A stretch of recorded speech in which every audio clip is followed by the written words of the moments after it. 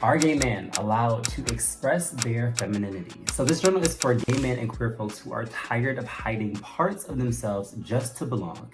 It's for anyone craving a real connection, emotional safety, and a community that celebrates them, not just tolerates them. If you're done shrinking and ready to be fully seen, start here.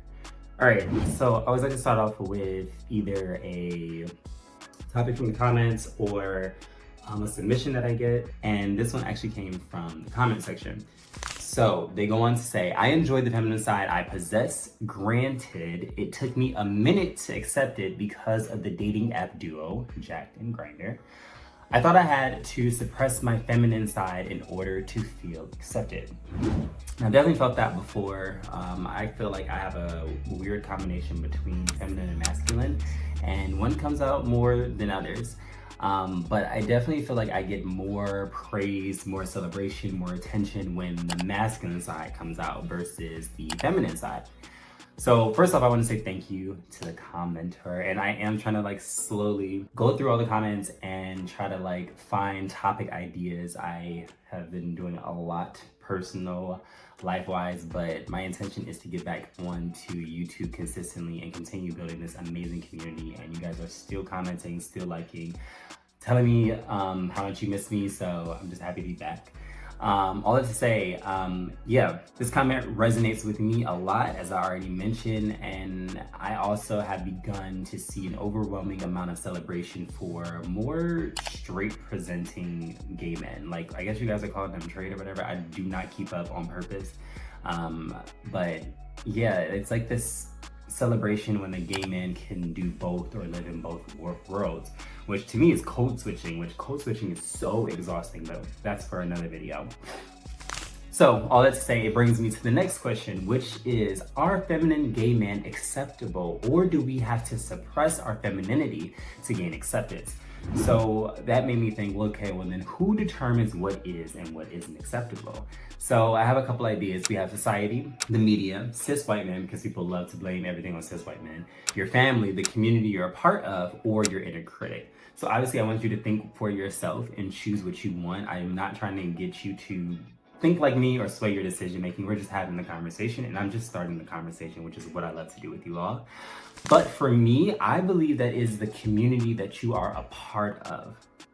So to further illustrate this, I have an example of a couple of communities. So we have family gatherings, straight bars and clubs, workplace, social media, church, and religious spaces. And then I have some of the expectations that I've experienced, just kind of like broad in general. I just kind of wanted to get your mind thinking. When you're in certain spaces or certain places or a part of certain communities, there are certain behaviors that are acceptable and that aren't acceptable. We all know this. For example, family gatherings.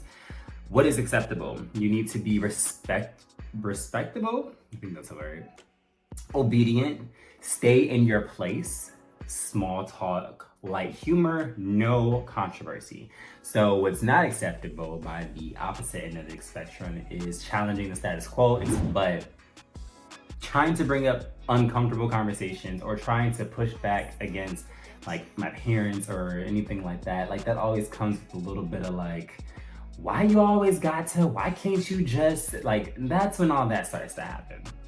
Let's talk about the gay community. So I listed off a couple of things that I feel like are celebrated. Okay, so here I listed off some traits that I see, and then I want you all to kind of like fill in the blank and tell me what you see as well. What are the traits that are the most dominant and the most celebrated in the gay community? So for me right now, the most dominant that I've noticed is superficiality, a lot of hooking up, and ghosting. Like, that's it. What I wish was more down-to-earth people, empathy, and deeper connections, but that's not there. So in your head, or if you downloaded this, I just want you to start thinking about what are the things in the gay community that are the most dominant. So now that you have those traits that are the most dominant, let's start thinking about, okay, do those resonate with me? I think that I personally have gotten to a place where I'm starting to realize that a lot of these spaces, a lot of these people are just not in alignment with me energetically. And I say that in the nicest way possible. I think that everybody is entitled to, take up space and live authentically.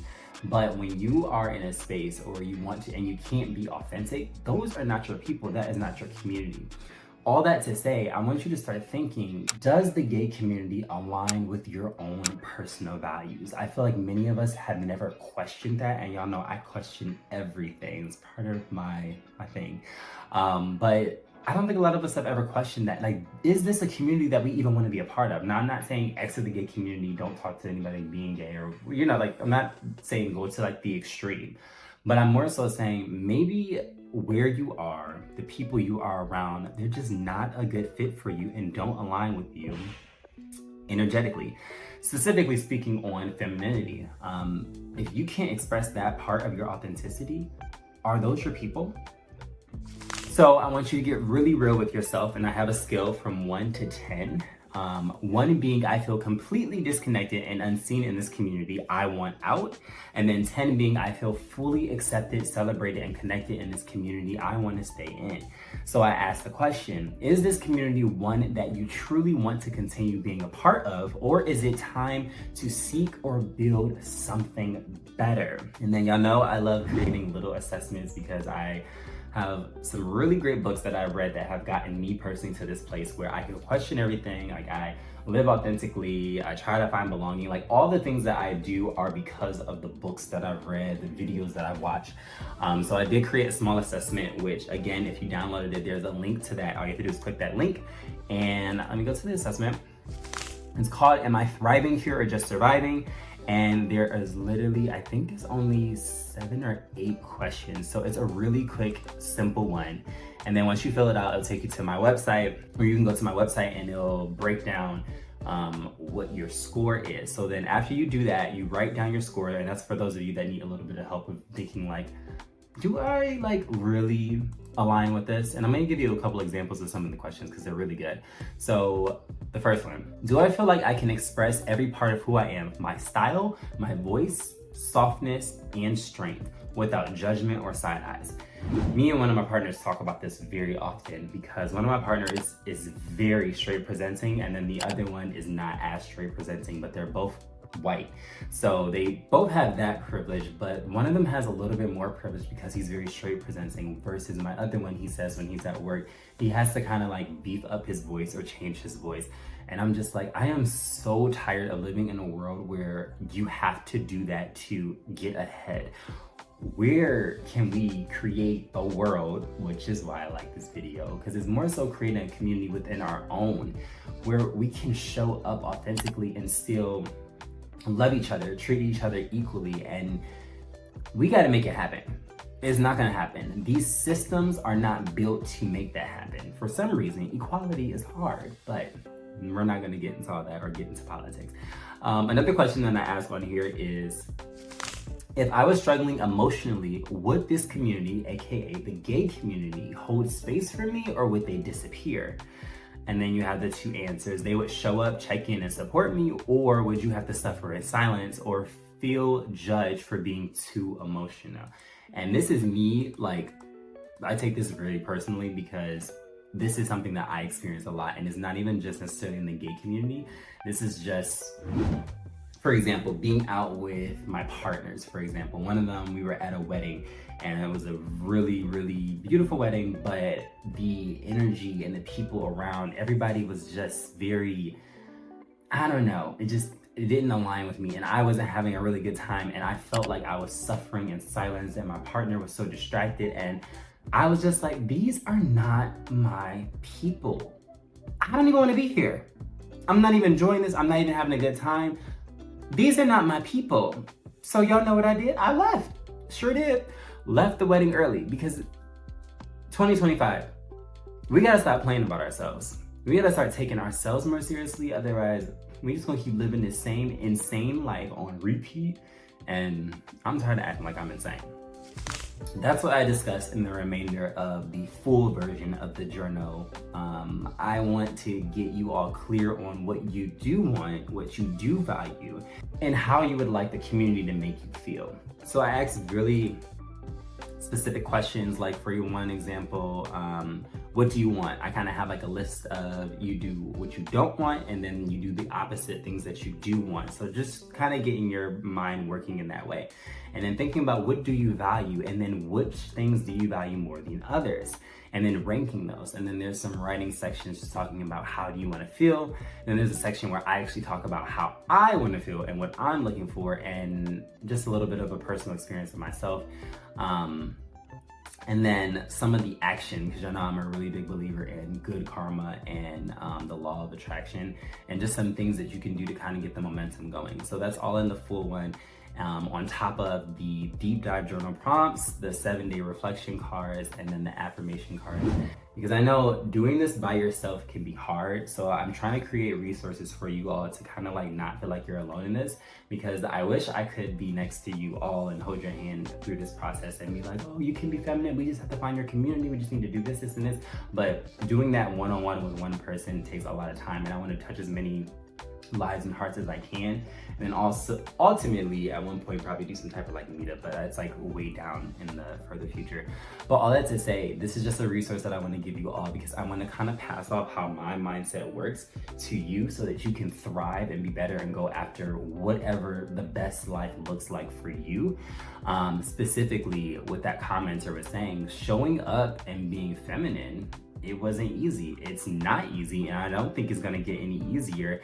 And that's where we have to find those people that love us and support us regardless if we're super femme or if we're super masculine. People that see us, love us, and allow us and give us space to show up authentically. That is just the change that I wish to see, which is why I do the things that I do, which is why I'm making this video, why I just spent 2, 3, 4 hours creating this guided journal, is because I want to make sure that I'm helping you all and passing off the little nuggets that I learned, so that you can do the same thing, so you can live whatever version of, well, whatever version, so you can live your best version of yourself. Be the best version of yourself. I don't know why my brain's not working.